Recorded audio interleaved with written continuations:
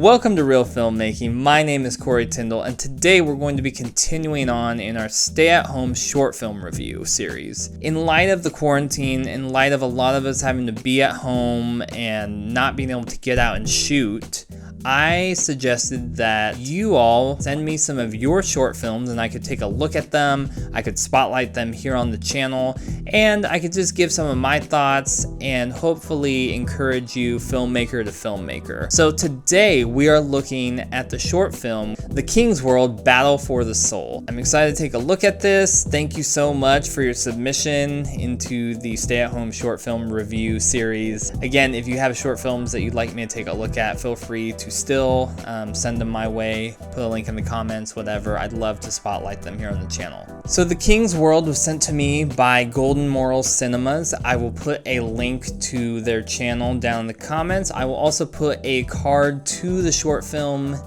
so you can check that out before you watch this video. The film's about 20 minutes long, so it's on the longer side for a short film. So I'm not gonna go through like piece scene by scene here, but you can go watch it and then you can come back and you can kind of line up my thoughts with different parts of the film. So first off, I want to say that Goldenmoral Cinemas is one person. I believe his name is Asher, and he does a lot of like directing, writing, creating the story, acting, videography, all that sort of thing. So I just want to say kudos to you, Asher.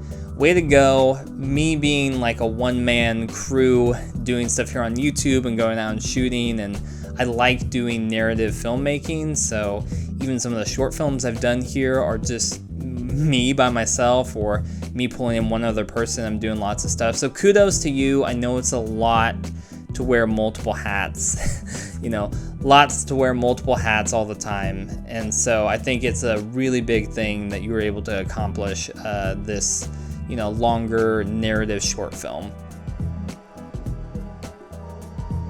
So one thing that I really love is here in this opening, you kind of have this cool Dutch angle, like as you're setting up, looking at Arcades, and I think that's a really cool way to open the film, and then it kind of pulls back to this like book effect that you do multiple times throughout the film. I think that's really well done. That's a really cool, motivated camera movement, so way to go on that. Another thing that is really cool, there's a couple scenes where you move us from location to location in the short film, and you're using like a map that kind of like zooms in to the location and then kind of fades into the scene. I thought that was super well done. You have such a really cool world that is being built. I can see like if you want to do a series of films, like the different locations like that we see on this map, like the stories could happen in these different places. And as we go from scene to scene, when we move around, you see the whole map and you see these other locations that we don't get to go to because that's not where this story is happening. It's really cool to see that like you have this whole world that it seems that you've thought through and that you've placed this story in this specific place. So like when we're moving to like the ocean, like the shores and stuff, and I see this other place on the map, I'm kind of like, what is that about? What's happening there? I want to learn, I want to go there. And I think that's a huge testament to like really strong world building, so good job with that. There's a couple of the extreme close-up shots that look really good. Again, they're kind of these really cool, motivated camera moves. So whether some of them, you might be using a GoPro and so it's like shooting up from below you in your scene, or you might have just, you're holding the camera and walking that way. But regardless, it looks really cool. Some of those really extreme like shots of just like your eyes or your face and you're talking or he's thinking. So one thing for me, just a suggestion, is for some of the special effects. So like the war scene you have at the beginning, and then I think there is something later where you see some boats sailing, and then the main antagonist at the end of the film, like the embodiments of fear and things. I would tend to lean more towards practical. I think when you're having to do so many things, you're wearing so many hats. For me, I just like having a practical thing in my film. It's another thing that I don't have to worry about with like special effects and having to figure out in post. And I just tend to lean more towards, I think practical effects look better. I like them better. Special effects are great, but if I can get something tactile, that tends to be my preference.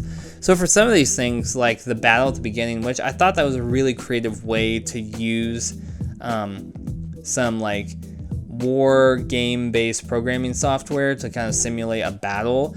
I think even if you'd had like pictures of like some old-timey battle and like, you know, maybe you could like lay them out like alongside the book that you're using to show us the map, I think that could have accomplished a very similar type of effect. Another thing, I think with the antagonist at the end, like the embodiment of fear, it could be really cool if you found a way to maybe make like a practical stand-in. Like you could buy a hood or you could buy a black cloak or something. Filmmakers, we do crazy things. Maybe you could get like a CPR like bust, you know, like the head and like the chest or whatever, and you could like stick it on a tripod, and then you could put a cape or a cowl or something over it, like a hood, and then you have a stand-in like actual like another person, and you still get that effect since it's cloaked and you can't see their face. You still get that effect of like this ghostly apparition or like this embodiment of fear. I find it really interesting you incorporate, I think, what is GoPro footage or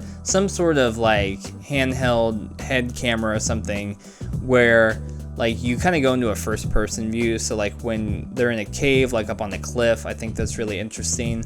There's times where I think that's used really well, and there's other times where I think the scene could benefit maybe from pulling out to a wider shot. So I think when we're moving around locations, sometimes it can be a little bit disorienting. So just having a couple more wider establishing shots just helps to give a sense of like where we are now, like where I am in space. The last thing I'll say is I think that the conflict, the ending of the short film is really well done. I think there's really good resolution. I think the conflict is presented really well throughout the course of the film, and you get a really good sense of what Arcades is battling against, this big internal conflict, and then how that's manifested in these apparitions he's seen. And so when you finally get that resolution, I think it's really well done. All in all, I think this is a really well done DIY style film, and I'm excited to see what sort of films that you will make in the future. Honestly, I think this film sets up a lot of things, like if you want to make this kind of a expanded universe type of thing, like set other narrative short films in this universe. I think that could be really cool. I think it would be a really cool thing to see how themes of this film carry over into your next films. And I think, you know, like as you continue to grow as a filmmaker with camera work, with finding gear that you like, I think you're only going to get better and better. So I enjoyed The King's World, Battle for the Soul.